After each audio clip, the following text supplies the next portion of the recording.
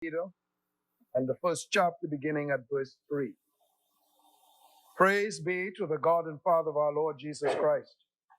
In His great mercy, He has given us a new birth into a living hope through the resurrection of Jesus Christ from the dead, and into an inheritance that can never perish, spoil, or fade.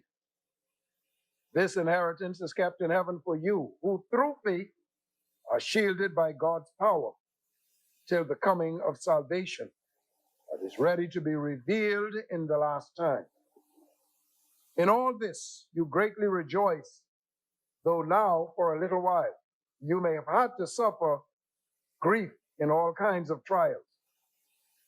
These have come so that the proven genuineness of your faith, of greater worth than gold, which perishes even though refined by fire, may result in praise, glory, and honor when Jesus Christ is revealed.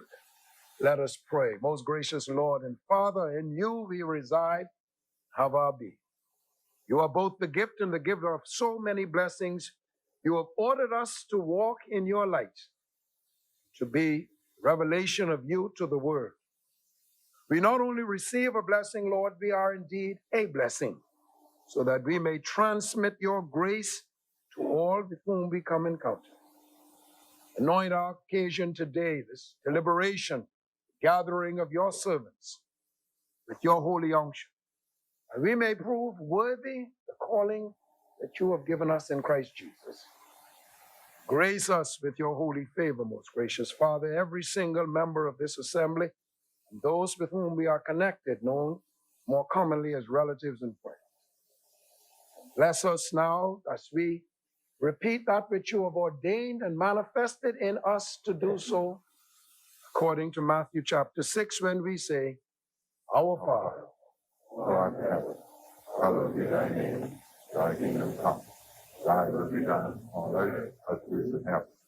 Give us this day our daily bread, and forgive us our trespasses, as we forgive those who trespass against us. And lead us not into temptation, but deliver us from evil. For thine is the kingdom, power, and the glory, forever and ever. Amen.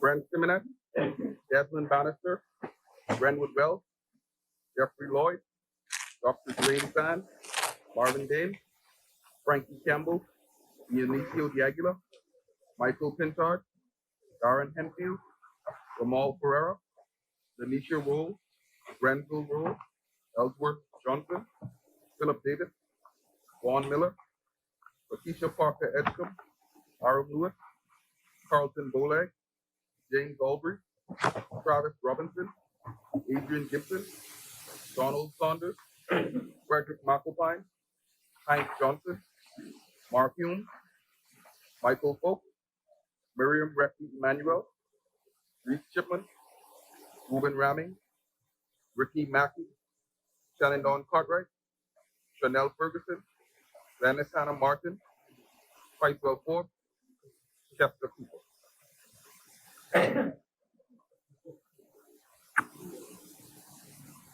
Good afternoon, honorable members. Introduction and swearing in of new members. Laying of documents by ministers. The chair recognizes the honorable member for Killarney.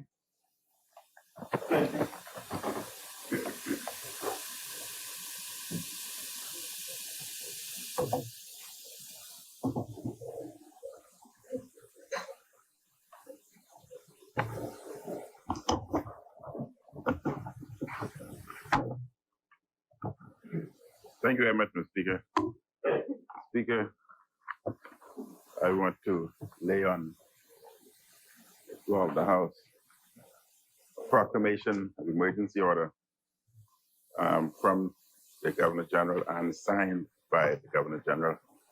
Whereas Article 29(1) of the Constitution recognizes that the Governor General may make a proclamation that a state of public emergency exists. And whereas Article 29(4) of the Constitution provides that a proclamation of emergency shall unless it is sooner revoked by the Governor General, cease to be enforced at the expiration of a period of 14 days, beginning on the date on which it was made, or such longer period as may be provided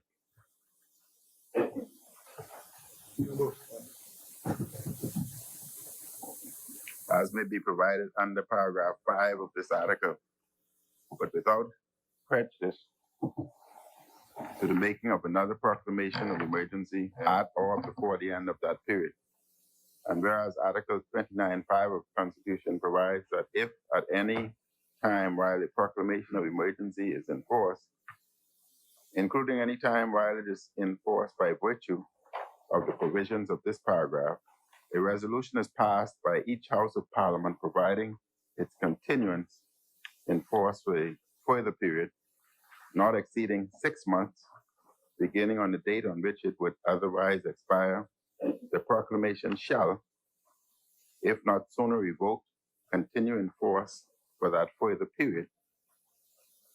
And whereas I am satisfied that due to the presence of COVID-19 in the Bahamas, a state of emergency exists in the Bahamas.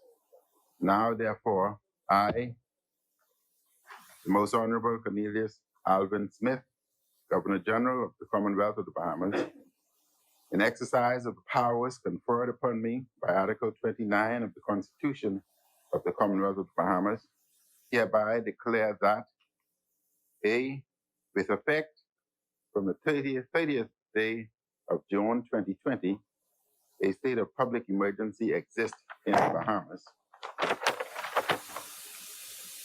B, this proclamation of emergency shall cease to be enforced at the expiration of a period of 14 days from the date hereof, or such longer period as may be provided for by a resolution passed by each House of Parliament, approving its continuance in force for a further period not exceeding 6 months, beginning on the date on which it would otherwise expire. The proclamation shall, if not sooner revoked, continue in force for that further period. And this was dated on the 29th of June and signed by the Governor General. Order that the document be brought up.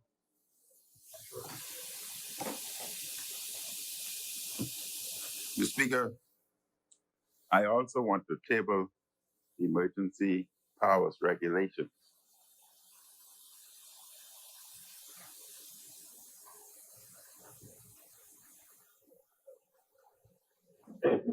I just want to make a brief comment, Mr. Speaker.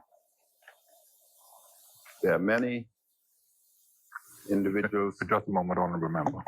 Order that the document do lie on the table. Thank you, Honorable Member. Yes, thank you, Mr. Speaker.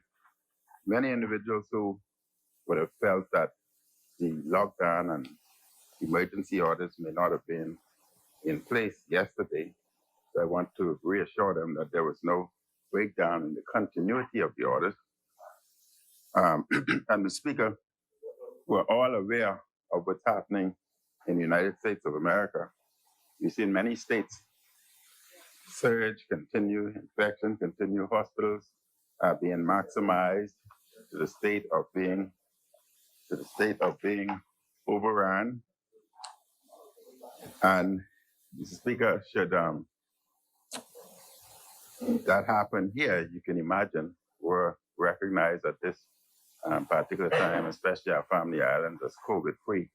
You can imagine we must do everything within our powers to ensure that that don't happen within the Bahamas.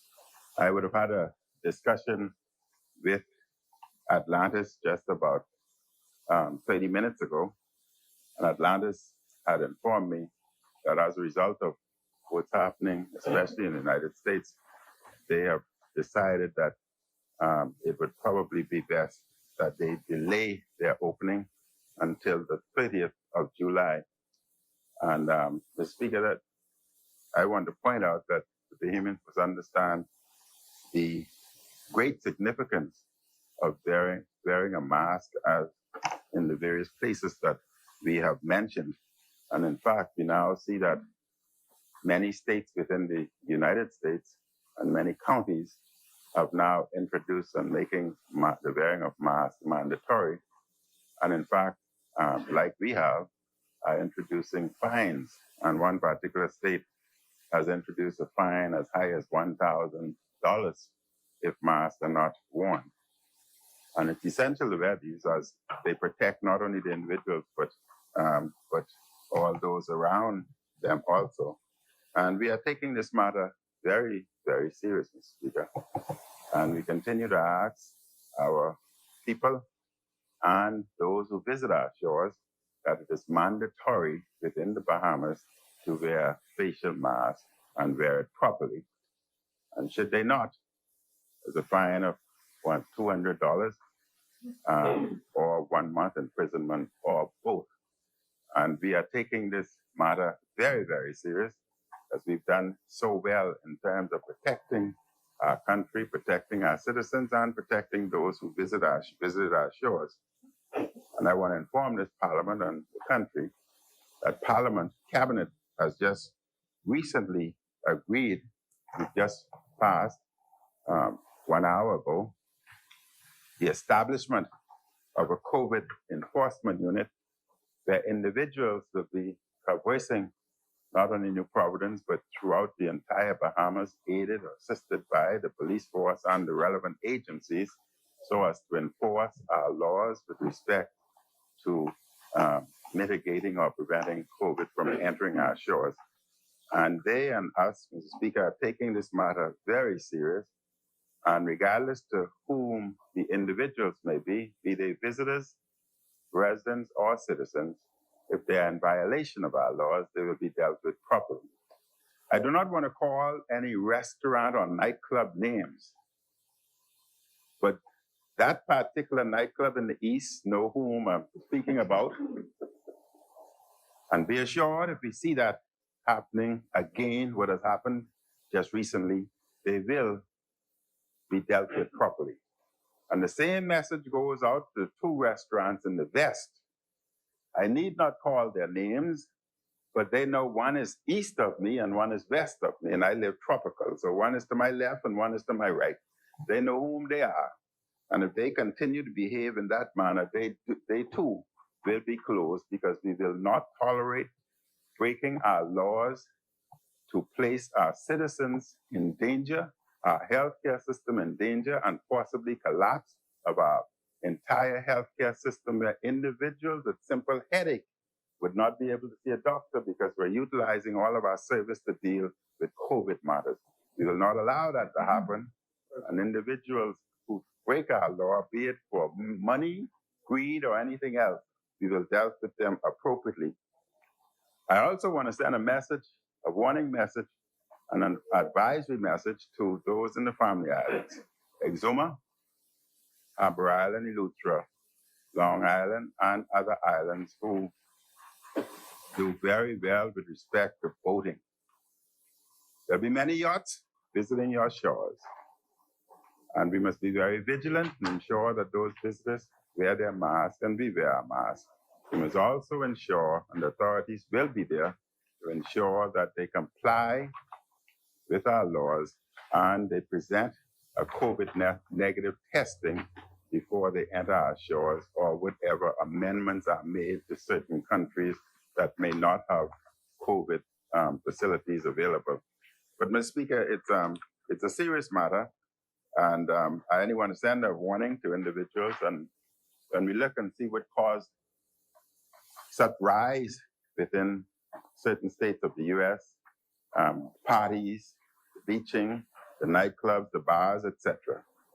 So we have individuals who are monitoring our beaches, and any violation on the beaches will be dealt with appropriately, because we take this matter serious.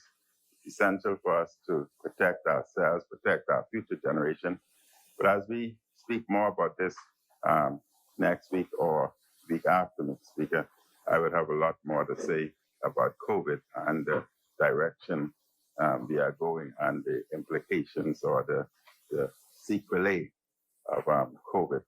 So, Mr. Speaker, I have nothing else to say at this particular time, but I would have a lot more to say very, very soon.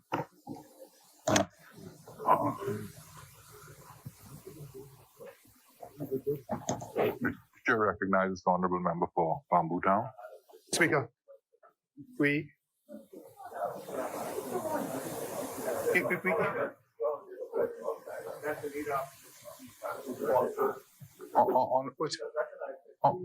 Honorable members, Mr. Speaker, the chair, Mr. Speaker, honorable members, Mr. Speaker, we are moving. we We are are moving that the we are laying of documents by ministers. The chair recognizes the honorable member for Bamboo Town. Mr. Speaker, we are moving that the House suspends until Monday, 10 a.m. Honorable member for Carolina Ramkey. Resume your seat. No, we are the position of laying of documents by ministers. I can't recognize you at that point. Mr. Speaker, thank you. Mr. Speaker, I move that the House suspends until Monday, 10 a.m., the 6th of June, 2020. Can I second that? Honorable members, it has been moved and seconded that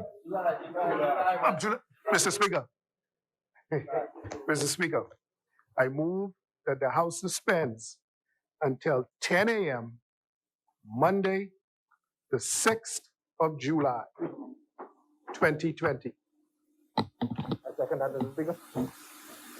honorable members, it has been moved and seconded that the business of this House suspend until Monday, 10 a.m.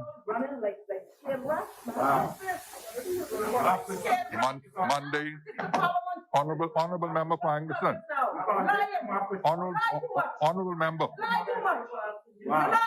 Honorable member for Angleston. Withdraw. You are ordered to withdraw from this parliament. Withdraw. On what basis, Mr. Speaker? And breach of the rules of creating 88.3 in breach of the rules for creating a disturbance and using unparliamentary officer. The member for Angleston is ordered to withdraw from this parliament. This is democracy. You have to put the police on the woman. This is democracy, Yes. This is democracy.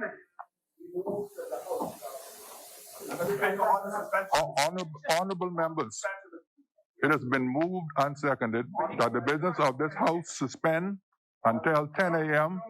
Monday, the 6th of July. As many as are in favor will remain seated. Those who oppose will stand. It is ordered that the business of this House stand suspended until 6th of July at 10 a.m. Transparent government.